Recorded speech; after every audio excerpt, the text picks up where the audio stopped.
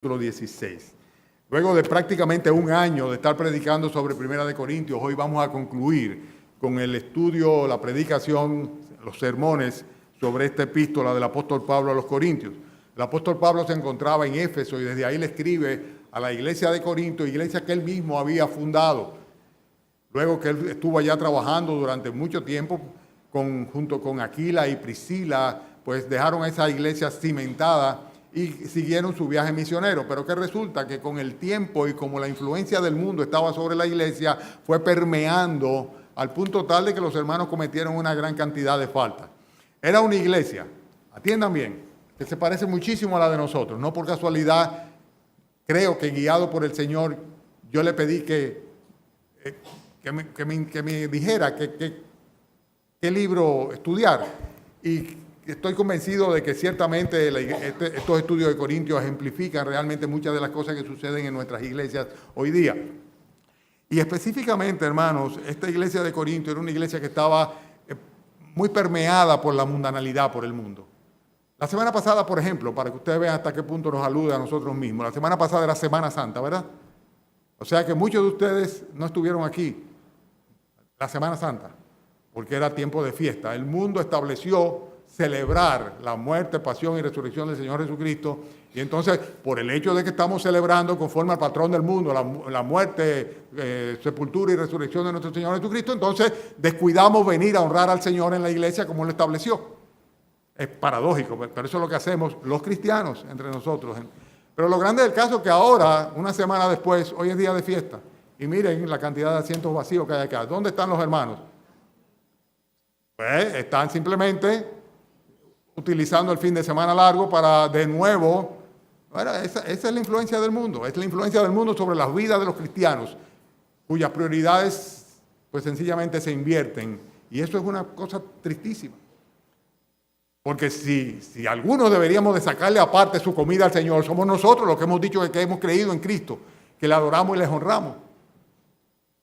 Y la iglesia de Corinto tenía todo este tipo de problemas, tenía conflictos internos. Una iglesia, vuelvo y repito, llena de dones espirituales, no le faltaba ningún don, pero sin embargo tenían conflictos, tenían actitudes egoístas, tenían mal uso de algunos dones espirituales, tenían, todos los vicios habidos y por haber, consecuencia de la mundanalidad, como el mundo se había metido, había permeado en las mentes de los hermanos de Corinto.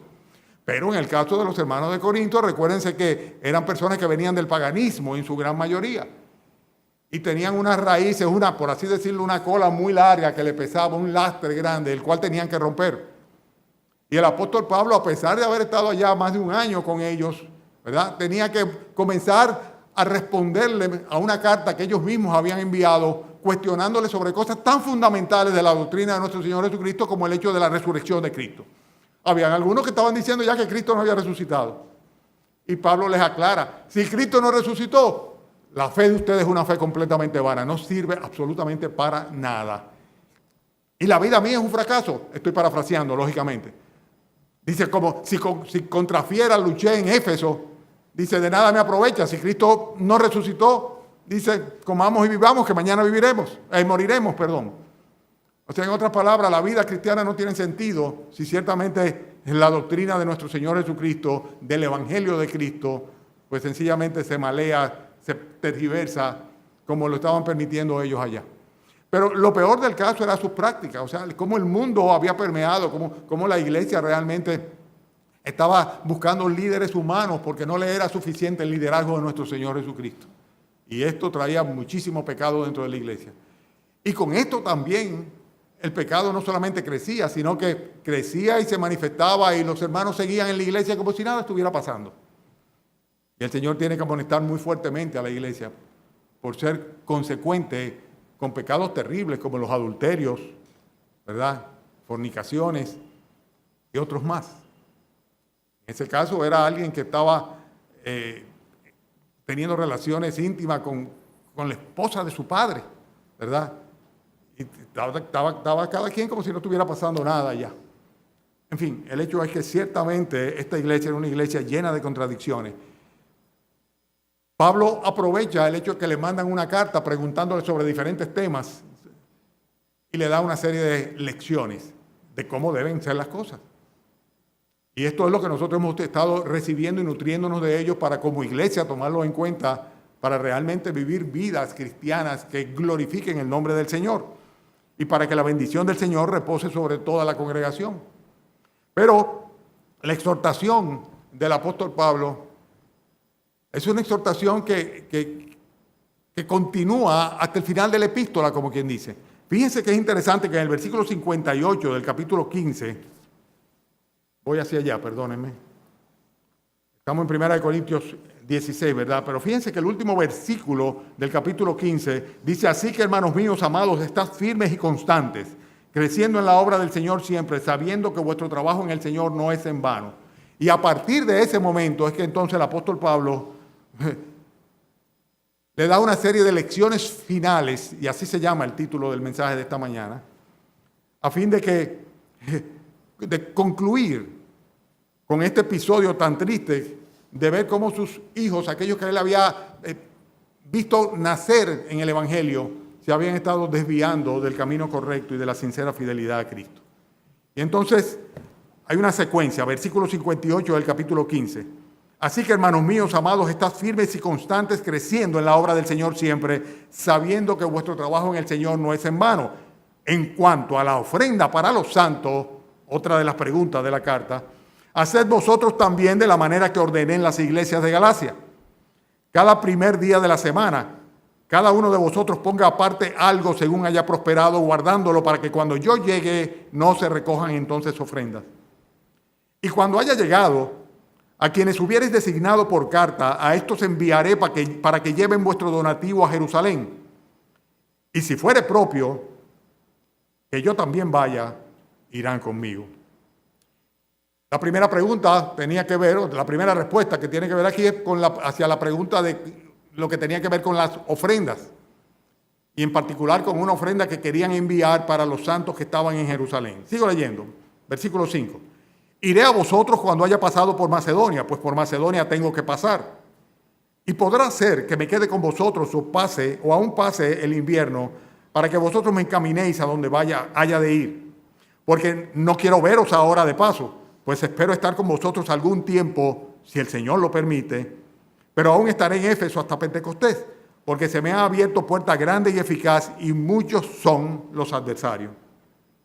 Si llega Timoteo, mirad que esté con vosotros con tranquilidad, porque él hace la obra del Señor así como yo. Por tanto, nadie le tenga en poco, sino encaminarle en paz, para que venga a mí, porque le espero con los hermanos. Acerca del hermano Apolos, mucho le rogué que fuese a vosotros con los hermanos, mas de ninguna manera tuvo voluntad de ir por ahora, pero irá cuando tenga oportunidad. Velad, estad firmes en la fe, portaos varonilmente y esforzaos. Todas vuestras cosas sean hechas con amor. Hermanos, ya sabéis que la familia de Estéfanas es la primicia de Acaya y que ellos se han dedicado al servicio de los santos. Os ruego que os sujetéis a personas como ellos y a todos los que ayudan y trabajan. Me regocijo con la venida de Estéfanas, de Fortunato y de Acaico, pues ellos han suplido vuestra ausencia, pues confortaron mi espíritu y el vuestro. Reconoced, pues, a tales personas. Las iglesias de Asia os saludan. Aquila y Priscila, con la iglesia que está en su casa, os saludan mucho en el Señor. Os saludan todos los hermanos, saludaos unos a otros con ósculo santo. Yo, Pablo, os he escrito esta salutación de mi propia mano. El que no amare al Señor Jesucristo, sea anatema. El Señor viene. Maranata. La gracia del Señor Jesucristo esté con vosotros. Mi amor en Cristo Jesús esté con todos vosotros. La primera lección que le va a dar el apóstol Pablo en esta sección última, ya en la despedida de la carta, tiene que ver en cuanto a las ofrendas. Y la primera cosa que nosotros podemos ver aquí muy clara es que las ofrendas tienen el propósito de cubrir aquellas cosas que a los santos necesitan. Ellos iban a mandar desde Corinto una ofrenda junto con algunas iglesias de Macedonia. Corinto queda en Acaya, acuérdense que Macedonia y Acaya están divididas, quedando Corinto en la parte sur de lo que viene siendo hoy día Grecia. Macedonia queda pegado al continente. De hecho, el estrecho de Corinto divide completamente, comunica el mar Adriático con el mar Egeo. Y de esta manera, pues las iglesias de ambas zonas que habían sido establecidas por el propio apóstol Pablo, se habían propuesto mandar una ayuda económica para la iglesia que estaba en Jerusalén como consecuencia de una necesidad grande que habían estado pasando allá, fruto de una hambruna que hubo en aquella época. Bueno, el hecho es que le da instrucciones en cuanto a eso. Ellos les habían preguntado cómo debían hacer para fines de ofrendar, y la primera cosa que nosotros vemos es que ciertamente las ofrendas que nosotros damos deben ser utilizadas para la obra del Señor y para servir a aquellos santos que están pasando necesidad. Y en ese sentido quiero hacer el comentario de que yo le doy gracias al Señor, hermanos, porque por las ofrendas de ustedes nosotros hoy día estamos respaldando, creo que son alrededor de 17 o 18 iglesias pobres donde lo que ellos logran recolectar no es suficiente para poder cubrir las necesidades de la familia pastoral. Y es algo que debe ser una visión misionera de esta iglesia, lo ha sido siempre y debe multiplicarse todavía más. Todos los años estamos abiertos a recibir propuestas de algunos hermanos que sugieren a otros pastores a fin de que podamos nosotros ayudarles, y estamos siempre en esa tesitura y en esa tónica.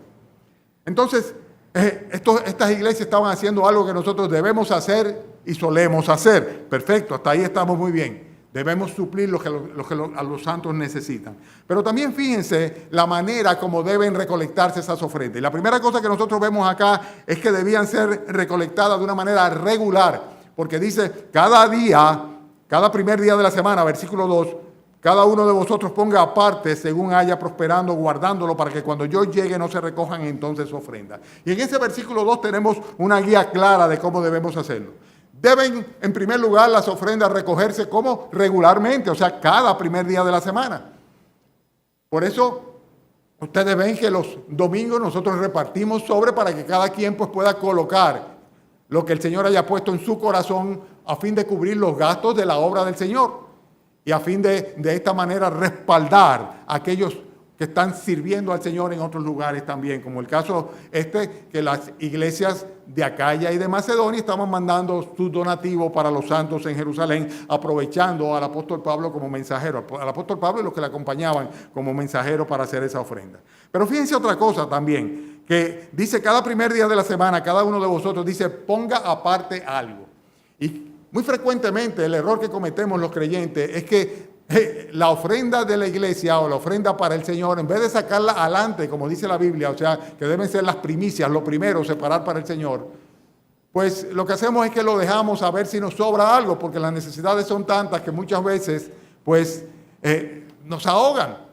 Y cuando eso sucede y no tenemos la disciplina de sencillamente separar lo que es del Señor adelante, primeramente, pues lo que sucede en consecuencia es que no cumplimos con el compromiso que nosotros mismos hacemos delante del Señor.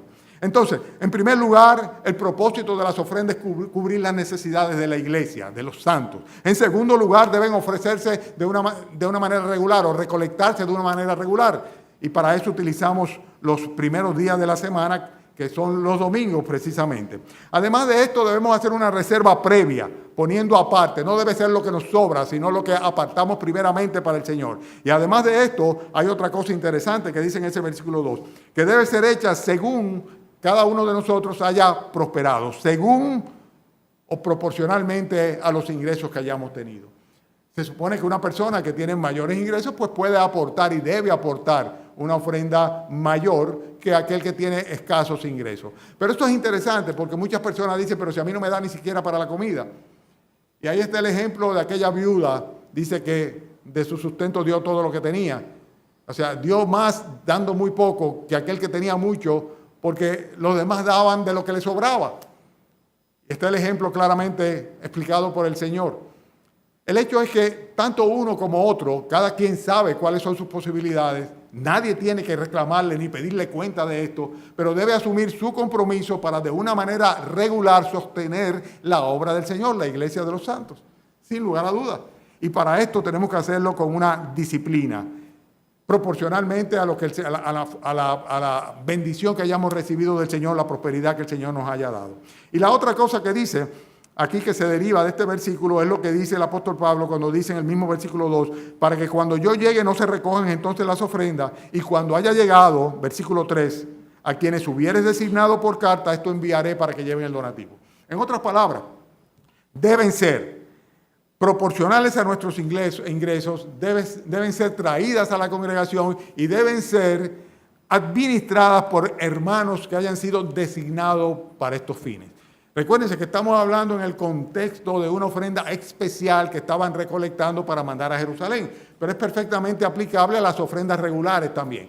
Por eso las iglesias normalmente tienen un cuerpo de ancianos que administran. Ustedes saben que aquí tenemos un tesorero y tenemos unos diáconos que son las personas que administran los fondos de la congregación, personas designadas por los mismos hermanos de la congregación. Pero hay otra cosa importante y es el hecho de que las ofrendas deben ser voluntarias.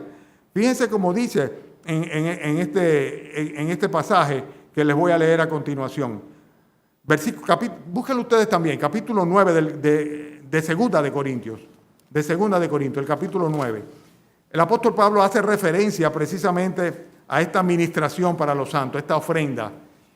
Y dice aquí en el capítulo 9 de Segunda de Corintios, lo tienen ya, en cuanto a la administración para los santos, es por demás que yo os escriba, pues conozco vuestra buena voluntad, de la cual yo me glorío entre los de Macedonia, que Acaya, donde estaba Corintio precisamente, donde estaba Corinto, dice que Acaya está preparada desde el año pasado y vuestro celo ha estimulado a la mayoría. En otras palabras, ellos habían preparado su ofrenda y Pablo todavía no había llegado hasta Corinto. Le escribe una segunda carta y entonces por eso dice, ya yo sé que ustedes tienen su corazón dispuesto y que su ofrenda la tienen preparada. Dice entonces, versículo 3, pero he enviado a los hermanos para que nuestro gloriarnos de nosotros no sea en vano en esta parte, para que como lo he dicho, estéis preparados. No sea que si vinieren conmigo algunos macedonios y os hallaren desprevenidos, nos avergoncemos nosotros, por no decir vosotros, de esta nuestra confianza. Por tanto, tuve por necesario exhortar a los hermanos que fuesen primero a vosotros y preparasen primero vuestra generosidad antes prometida, lo vemos nosotros en la primera epístola, para que esté lista como de generosidad y no como de exigencia nuestra. En otras palabras, como ustedes dijeron, voy a parafrasear, como ustedes dijeron que tenían una ofrenda, ya yo eso inclusive se lo he dicho a los de Macedonia. Y le he dicho que acá ya está dispuesta, desde el año pasado ya tiene su ofrenda recogida. Y ahora yo voy a mandar precisamente a un grupo de hermanos, cuando dice en el versículo 5, tuvo por necesario exhortar a los hermanos que fuesen primero a vosotros, de manera de que pues ellos se ocuparan de administrar esto y no fuera en el momento en que yo llegara allá que sucediese. Pero para que no se interpretara como que era yo, como el apóstol fundador de la iglesia, que estaba exigiendo que hicieran esas ofrendas, porque es algo que ustedes han hecho voluntariamente. Y ahí que está el énfasis, ¿verdad? Como dice en el versículo 5 al final, para que esté lista como de generosidad y no, ¿como qué? Como exigencia nuestra. Otra característica es que debe ser voluntaria, absolutamente voluntaria. Nadie debe pedirle cuenta a nadie de lo que ofrenda o deja ofrendar en ninguna circunstancia, sobre ningún tipo de diezmo u ofrenda, absolutamente. Es una responsabilidad que cada quien debe asumir delante del Señor. Sabe que es para fines de cubrir los gastos, suplir las necesidades de los santos, de las iglesias. Debe ser de una manera regular, debe recogérselo durante los cultos dominicales. Debemos hacer nuestras reservas previamente, no darle lo sobrante al Señor. Deben ser proporcionales a nuestros ingresos, deben ser administrados por hermanos que están designados para ello por parte de toda la congregación y finalmente deben ser ofrendas como voluntarias.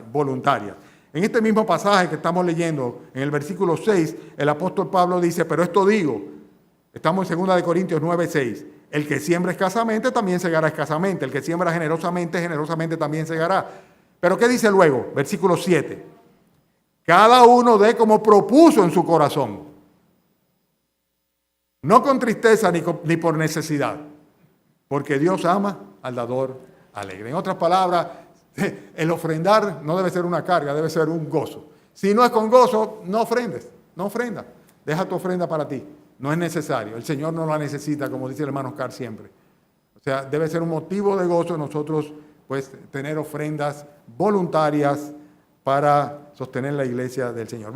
Romanos capítulo 15. Ahí también hace el apóstol Pablo, escribiendo a los romanos, referencia a esta ofrenda de Macedonia y Acaya. Romanos capítulo 15. Busquen el versículo 25. Tienen su Biblia, ¿verdad? Romanos 15, 25. Fíjense que Pablo todavía está con el propósito de ir a Roma y esperando que iba a ir a Roma, pues camino a España, pensaba él. Él pensaba que iba a pasar por allá y le escribe a los romanos del propósito que tiene de pasar por Macedonia y por Acaya. Dice en capítulo 15, versículo 25, mas ahora voy a Jerusalén para ministrar a los santos, porque en Macedonia y Acaya tuvieron a bien hacer una ofrenda para los pobres que hay entre los santos que hay en Jerusalén. Déjame leerlo desde un poquito antes. Capítulo 15, vamos a leerlo desde el versículo 22. Por esta causa me he visto impedido muchas veces de ir a vosotros, pero ahora no teniendo más campo en estas regiones, deseando desde hace mucho ir a vosotros, muchos años ir a vosotros, cuando vaya a España iré a vosotros porque espero veros al pasar y ser encaminado allá por vosotros una vez que me haya gozado con vosotros. Más ahora voy a Jerusalén para ministrar a los santos, porque Macedonia y Acaya tuvieron a bien hacer una ofrenda para los pobres que hay entre los santos que están en Jerusalén. Pues le pareció bueno y son deudores a ellos, porque si los gentiles han sido hechos participantes de sus bienes espirituales, deben también ellos ministrarles de los materiales. Así que cuando haya concluido esto y les haya entregado este fruto, pasaré entre vosotros rumbo a España. Y sé que cuando vaya a vosotros llegaré con la abundancia de la bendición del Evangelio de nuestro Señor Jesucristo.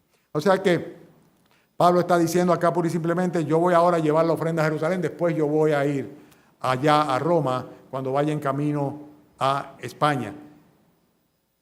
Y voy precisamente a llevar la ofrenda que los de Macedonia y Acaya han hecho para los santos de Jerusalén.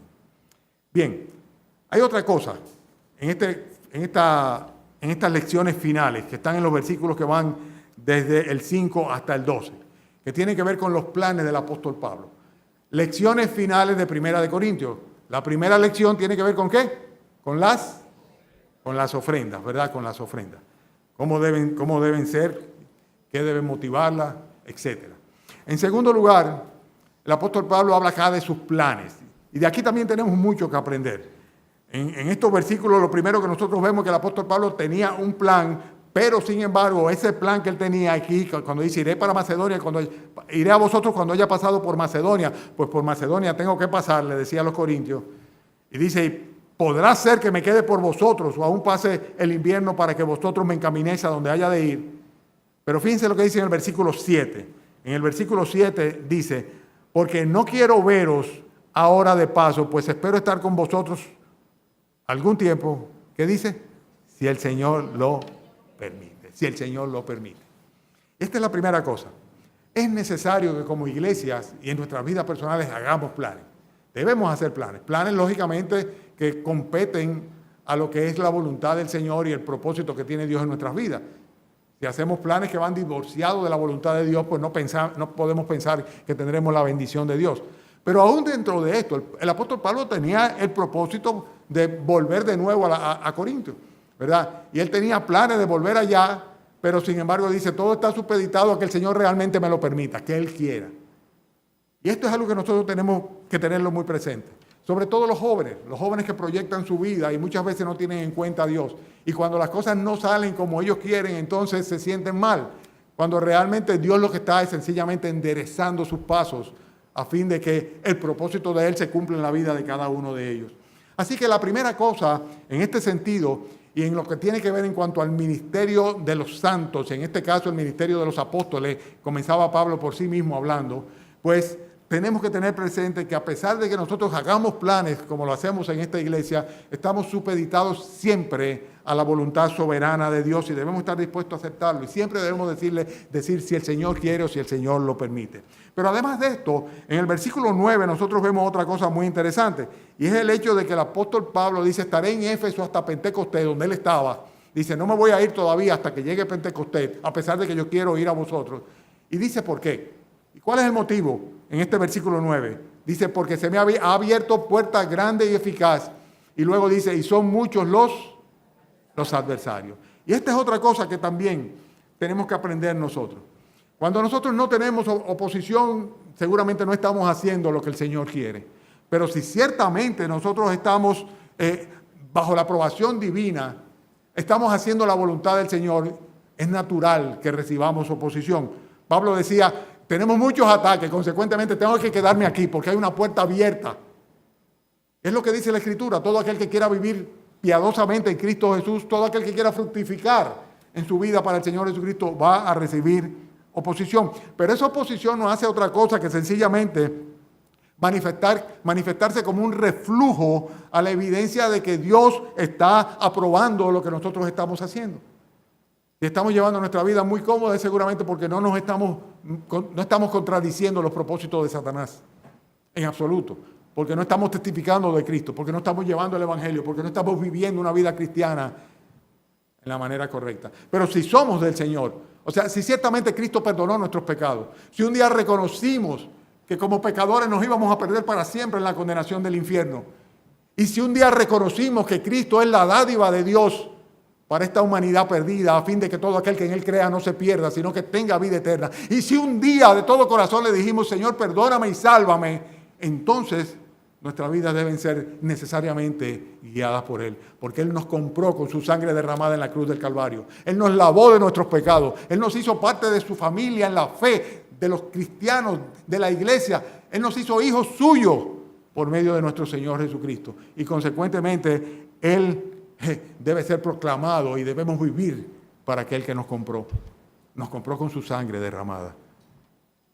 Si queremos vivir de esa manera, pues necesariamente vamos a encontrar oposición. La oposición, vuelvo y repito, es una consecuencia del hecho de que estamos andando en el camino del Señor.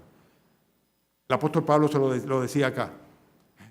Tengo una gran oposición, son muchos los adversarios, pero por eso mismo me voy a quedar aquí. En vez de salir huyendo e irme para ustedes ahora, me voy a quedar aquí. ¿Por qué? Porque hay una puerta grande que se ha abierto para predicar el Evangelio.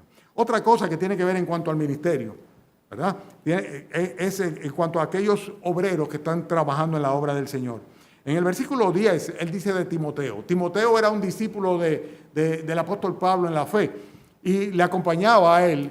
Y inclusive, él tenía funciones pastorales y él mismo fue mandado por Pablo para establecer ancianos en diferentes iglesias. Compañero de viaje, discípulo, un hombre fiel, Timoteo.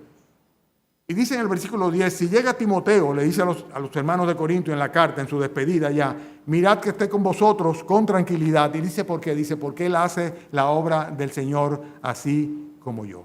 En otras palabras, los que están consagrados al servicio del Señor, ¿qué debe hacer el resto de la iglesia con ellos? Apoyarlos. Dice, hay que apoyar a Timoteo. Dice, encaminarle. Más que esto, dice, él es igualito que yo, él hace la obra del Señor igual que yo. Consecuentemente, mirad que esté con vosotros con tranquilidad. Pero no solamente eso, sino que también hay una enseñanza adicional. Y es el hecho de que la juventud de Timoteo no debía ser óbice o dar lugar a que nadie lo subestimara. Y en este sentido también hay algo más en cuanto al ministerio. Es el hecho de que no debemos subestimar a los obreros jóvenes. Versículo 11. Dice que nadie le tenga en poco, sino encaminarle en paz para que venga en mí, porque lo espero con los hermanos. O sea, Timoteo era un siervo del Señor y el anciano apóstol lo reconoce como tal y le dice a la iglesia, por ser joven, no lo subestimen y no lo menosprecien. Él hace el mismo trabajo que hago yo. La enseñanza es clara, no debemos subestimar a los más jóvenes. Y finalmente, en el versículo 12 hay otra cosa más que tiene que ver con el ministerio de la iglesia local y los ministros. Y es el hecho de que el apóstol Pablo, a pesar de que varias veces le dijo a Apolos que fuera allá, acuérdense que Apolo había estado trabajando junto con Aquila y Priscila en la ciudad de Corinto y con el apóstol Pablo también, ¿verdad? Dentro de la iglesia, y le había pedido a Apolos que fuera allá. Y Apolos, según dice el apóstol Pablo, versículo 12, ¿lo tienen ahí? Dice, por más que le dije que fuese a vosotros, que le rogué que fuese a vosotros, dice, de ninguna manera tuvo voluntad de ir por ahora, pero irá cuando tenga oportunidad. Apolos no quiso coger para allá. ¿Cuáles eran los motivos? No lo sabemos. Seguramente estaba siendo guiado por el Señor también, era un siervo del Señor.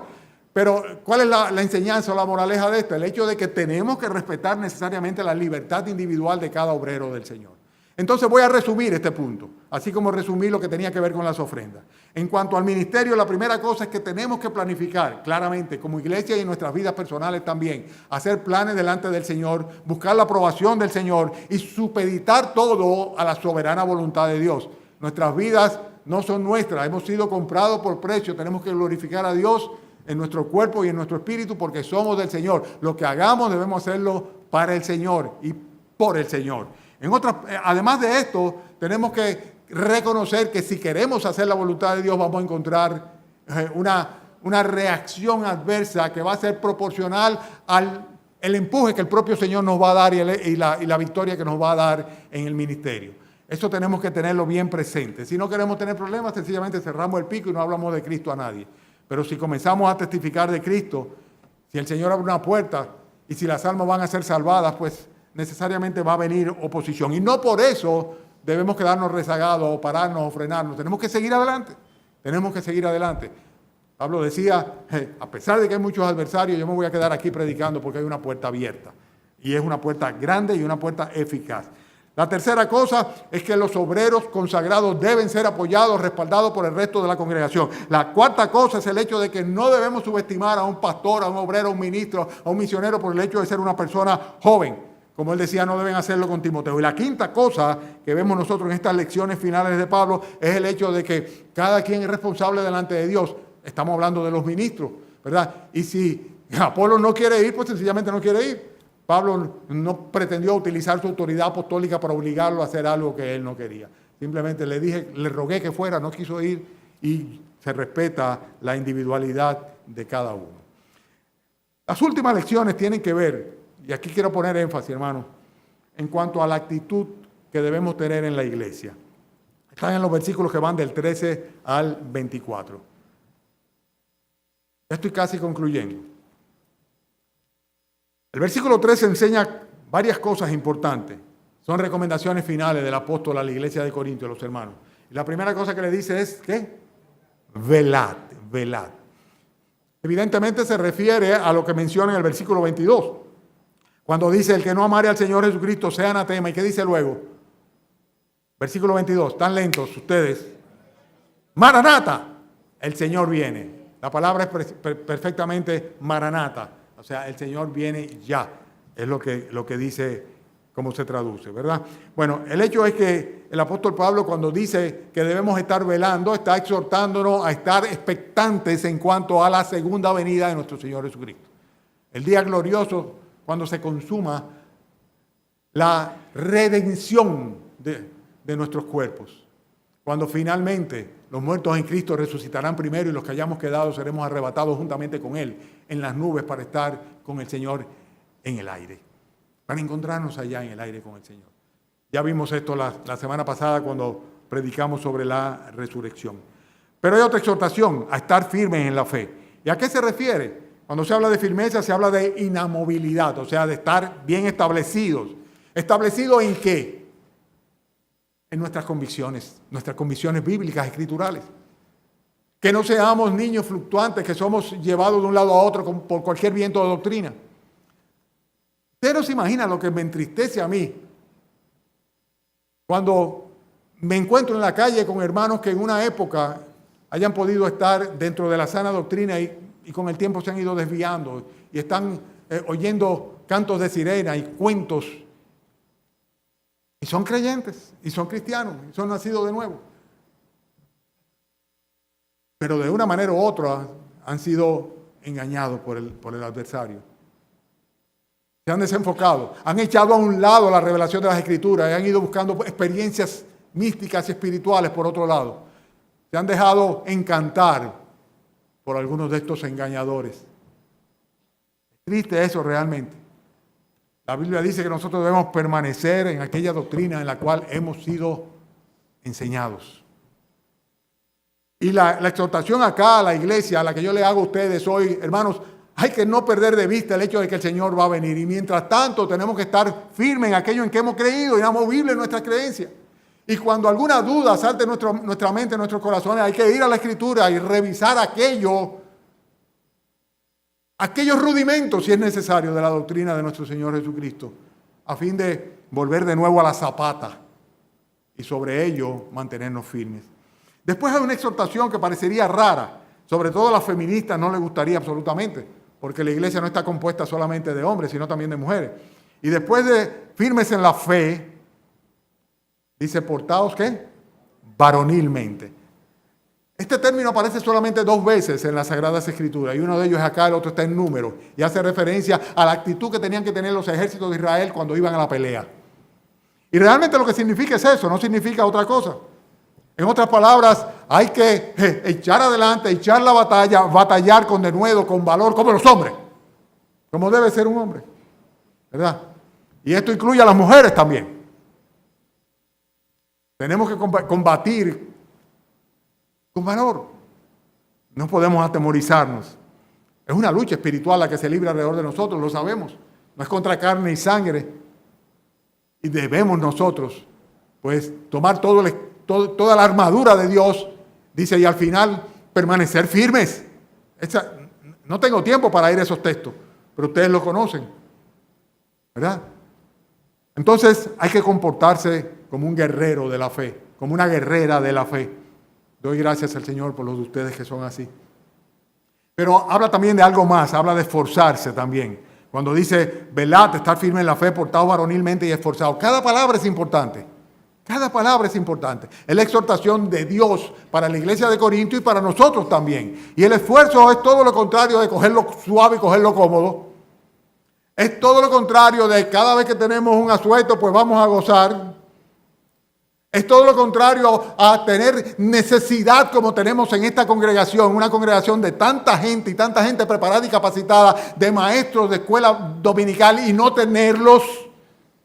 Es todo lo contrario al hecho de que tenemos por delante una escuela bíblica de verano y esta es la hora que los hermanos encargados pues no pueden contar con el personal dentro de la iglesia que necesitamos para poder llevar el evangelio por lo menos a esos 300 niños.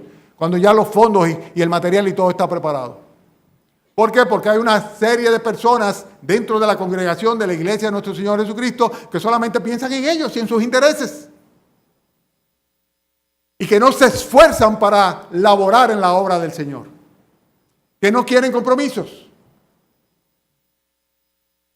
El Señor dice que debemos esforzarnos. En otras palabras, tenemos que trabajar. Debemos servir una vez y otra vez mucho más allá de lo que sea nuestra área de confort. Hermanos, todo el mundo si se lo acomodan, sí. Yo me pregunto, si no tuviéramos aire acondicionado y estuviéramos cogiendo calor, ¿tuviéramos aquí todos? Esta iglesia comenzó allá adelante, en lo que es la sala, el estar allá adelante, en una sillita de metal, con un calorazo, porque no había una segunda planta, el sol calentaba eso, y se llenaba así la iglesia de hermanos. Con un celo y un deseo y una súplica al Señor para que prosperara su obra entre nosotros. Clamando a Dios por la salvación de nuestros seres queridos, nuestros amigos. Trayendo personas invitadas a la iglesia para que oyeran el evangelio. Haciendo grupos corales para alabar y glorificar a Dios, componiendo himnos. Por allá hay un himnario que se llama el himnario verde, que son canciones compuestas, muchas de ellas por hermanos de la congregación. Y así por el estilo. Y han pasado los tiempos y cada vez nos hemos corintiarizado muchísimo más. Y me da una tristeza, porque yo estaba desde el principio. Y definitivamente, digo, Señor, he fracasado completamente. Hermanos, estoy abriendo mi corazón hacia ustedes. La exhortación es clara, portaos varonilmente, esforzaos. O sea, no se trata de estar cómodo. Bueno, si yo puedo, cuando yo pueda, si es que no tengo otra cosa que hacer, si es que no voy de paseo, si es que no, ven acá. ¿Cuál es el espíritu de sacrificio? Por el Señor, para el Señor. Yo no lo veo. No digo que no lo haya, cada quien sabe. Gracias al Señor hay excepciones. Pero en términos global, congregacional, ciertamente la exhortación del apóstol Pablo a los hermanos de Corintios nos cabe a nosotros perfectamente bien. El sombrero viene para nosotros. Sin lugar a duda. Hay cosas más. Por ejemplo, en el versículo 14 dice el apóstol Pablo, todas vuestras cosas sean hechas ¿con qué? Con amor. Es una exhortación a la iglesia a hacer las cosas sin interés. Cuando uno hace las cosas por amor, las hace sin ningún interés, solamente para agradar al Señor, por amor. El amor debe ser el móvil de cualquier acción. No que el pastor se regó el domingo, estaba botado y estaba echando boche y estaba diciendo que ahora para adelante yo me voy a poner la... No, eso no vale para nada. Si es por lo que el pastor diga, no vale para nada. Pero si el amor de Dios mora en mi corazón, y dice la Biblia que debe manifestarse en el amor hacia los hermanos, ¿cómo es posible que seamos tan indiferentes ante las necesidades de los demás, los problemas de los demás? ¿Cómo es posible que vivamos de una manera tan egoísta? El individualismo está acabando con esta sociedad, con esta generación, mejor dicho. Cada quien encerrado en su propio mundo, comunicándose por un aparato con los demás. Siendo desinteresados. Todas nuestras cosas deben ser hechas con amor, dice el apóstol Pablo aquí. Todas nuestras cosas deben ser hechas con amor. Y como la familia de Estéfanas, la cual es loada acá, alabada acá por el apóstol Pablo en el versículo 15, así debemos ser nosotros. ¿Cómo era la familia de Estéfanas? Versículo 15. Hermanos, ya sabéis que la familia de Estéfanas es la primicia de Acaya, de Acaya, o sea, de los primeros que se convirtieron, y que ellos se han dedicado a ¿qué dice? Y dale. Digo, no es culpa mía. Yo tenía que predicar sobre lo que tocaba hoy. La semana pasada, ¿qué tocaba? La resurrección. Y paradójicamente era el día del domingo de resurrección. Cualquiera diría, el pastor buscó. No, era lo que tocaba. Hoy no es culpa mía tampoco. Hoy lo que toca es hablar de esto precisamente. Tocar de cómo manejar hablar de cómo manejar las ofrendas, de cómo debe manejarse el ministerio y cómo debemos actuar frente a los que están sirviendo y trabajando en la obra del Señor. Y además de esto, cuál debe ser nuestra actitud general en la iglesia los unos para con los otros y para con el Señor. Y vemos aquí de una manera muy clara que no solamente nos invita a ser motivados, a ser desinteresados, sino también a tener una actitud de servicio. Dice, así como la familia de Estéfanas, y consecuentemente, dice el apóstol Pablo, reconoced a tales personas. Reconoced a tales personas. Fíjense, esto en el caso de Fortunato y Acaico también. Pero dice en el versículo 16, os ruego que os sujetéis a personas como a ellos y a todos los que ayudan y trabajan. O sea que debemos estar velando, esperando al Señor que venga, firmes en nuestras convicciones. Debemos comportarnos varonilmente, valerosamente, debemos esforzarnos, debemos actuar con pleno desinterés, motivados por el amor fraternal, debemos servir a los santos como lo hacía la familia de Estéfanas. Ayudar a los demás. Y debemos también reconocer a aquellas personas que sirven dentro de la congregación. Fíjense como en el versículo 16, la exhortación del apóstol Pablo es a sujetarse a aquellas personas que eran precisamente como la familia de Estéfanas, aquellos que se habían dedicado al servicio de los santos. Y dice, yo os ruego que os sujetéis a los que son así como ellos, a todos los que están sirviendo, a todos los que están ayudando. Parte del problema de Corinto era ese, como cada quien tenía su favorito, el que no era su favorito era criticado por los demás. Entonces tenían sus diáconos favoritos, tenían sus predicadores favoritos. Y si no es mi predicador favorito que va a predicar, ¿para qué voy a la iglesia? Total, quien predica esta noche es fulanito.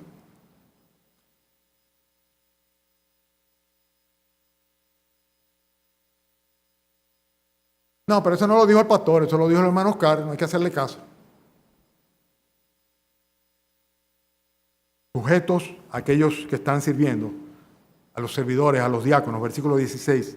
Reconociendo a los que ministran espiritualmente. En el versículo 18 es cuando habla de Fortunato y Acaico y dice el apóstol Pablo, ellos confortaron mi espíritu. Eso no tiene precio. Cuando una persona está decaído de espíritu y sencillamente llega alguien y tiene esa virtud de alentarles, de confortarles, de llevarle de nuevo su pensamiento cautivo a nuestro Señor Jesucristo, de recordarle que hay un Dios que está en su trono y que gobierna toda la creación y que nada se escapa de su poder. Es una bendición cuando tenemos personas como Fortunato y Acaico. Reconoced pues a tales personas, dice en el versículo 18 al final. Y luego entonces, en el versículo 20, hay una recomendación que en eso, en esta iglesia somos bien buenos. ¿Verdad? Y es que nosotros somos besucones. ¿Lo ven ahí? En el versículo 20, os saludan todos los hermanos, saludaos unos a otros, ¿cómo? Dice, con beso santo, con ósculo santo. Y en ese sentido, pues, debemos manifestarnos el amor fraternal. Cada vez tenemos que empeñarnos en ser afectuosos con los hermanos, en preocuparnos por los hermanos, en manifestarle nuestro amor a los demás. Dice la Biblia que el amor cubre todas las faltas.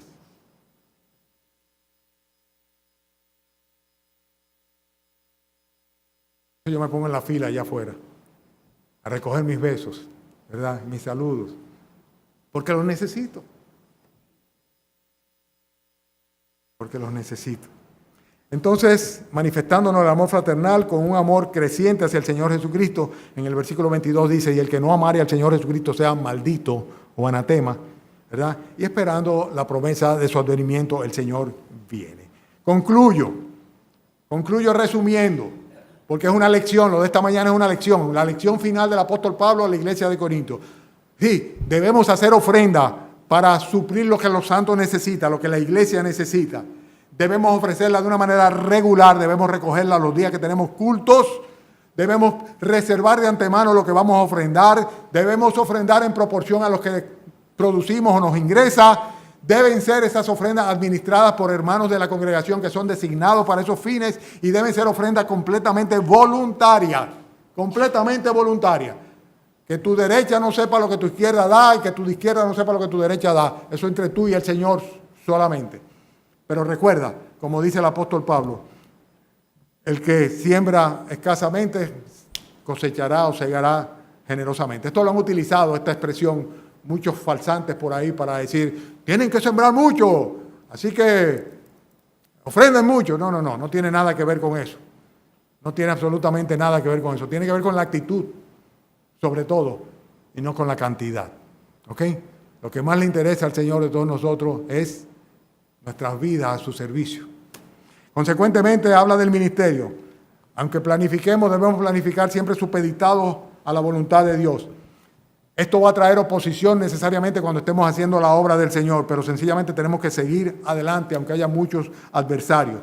Los obreros que son consagrados en el Señor deben ser al servicio del Señor deben ser apoyados por la congregación. No debemos subestimar a aquellos que son más jóvenes por el hecho de ser jóvenes, simplemente. Y con todo, y yo como pastor lo tengo muy presente eso, debo respetar la libertad individual de cada uno de los que está sirviendo en la obra del Señor. O sea, no es cuestión de dar orden, esto no es un ejército, ¿verdad? No, con un general y con una serie de soldados, sino el jefe es el Señor, la cabeza es el Señor y cada quien tendrá que dar cuenta a Él de lo que haga o no haga. Y en cuanto a nuestra actitud en la iglesia, esperando la venida del Señor, inmovibles, inmutables en cuanto a nuestra fe, nuestras convicciones, con denuedo, con valor, echando para adelante, esforzándonos de todo corazón, actuando con pleno desinterés, solamente motivados por el amor que el Señor ha puesto en nuestros corazones hacia Él y hacia los santos, sirviéndole a los hermanos, sujetos a aquellas personas que están sirviéndole al Señor y que están en autoridad, manifestándonos unos a otros el amor fraternal, con cariño, con manifestaciones como un beso, como un abrazo, como un apretón de mano, como echarle el brazo el uno al otro. Y ahí añadí varias cosas que no dice, porque nada más habla del beso, ¿verdad? Pero son manifestaciones de cariño y de amor fraternal. Y finalmente, hermanos, haciendo que nuestro amor hacia el Señor Jesucristo crezca. Ustedes vieron en la lectura que tuvimos hoy, con qué tristeza dice el Señor, pero tengo una cosa en contra tuya, y es que has dejado tu primer amor. La iglesia tenía muchas virtudes, pero el amor que primeramente había profesado hacia el Señor Jesucristo se había ido apagando. Y en el caso nuestro no debemos ser así. Debemos sencillamente crecer cada vez más en el amor del Señor, porque el que no ame al Señor Jesucristo, maldito sea, anatema sea. Así que esperamos la venida del Señor Jesucristo. Él viene pronto, Maranata, y así como los corintios estaban esperando una visita del apóstol Pablo y fueron instruidos para que tuvieran una correcta actitud antes de que el apóstol Pablo fuera a verlos, así nosotros también esta mañana estamos recibiendo esa instrucción para tener una correcta actitud antes de la venida de nuestro Señor Jesucristo por nosotros. Hermanos, que el Señor nos bendiga y nos permita corregir en nuestras vidas personales y en la vida de la congregación todas aquellas cosas que no andan bien, que no están bien, que no andan bien, para que podamos de todo corazón glorificar a Dios en nuestras vidas y en su congregación, en su iglesia. ¿Alguien me dice un amén? ¿Están de acuerdo con lo que estoy predicando? Bueno, están de acuerdo con el apóstol Pablo también. Qué bendición. Oremos. Señor, damos gracias, Padre, por tu palabra tan clara, Señor. Tan solo leerla lo que necesitamos, Señor. Damos gracias, Padre, por esta exhortación que le diste a los corintios, de la cual nos apropiamos, Señor. Perdónanos nuestras faltas, Señor. Perdona nuestra negligencia. Perdona, Señor, la mundanalidad que nos ocupa, Señor. Haz la diferencia, Señor, en nuestras vidas, Padre. Ayúdanos, Señor, a ser consagrados a ti. Ayúdanos, Señor, a amarte cada día más y a consagrarnos a ti, Señor. Despídenos con tu bendición en esta mañana y permite que esta tarde también, Señor, podamos gozarnos en la predicación de tu palabra. Usa a nuestro hermano Eddie, Señor, para que nos traiga, Señor, palabra tuya y nuestras almas, Señor, sean fortalecidas, edificadas, Señor. Lo pedimos en el nombre de Cristo Jesús. Amén.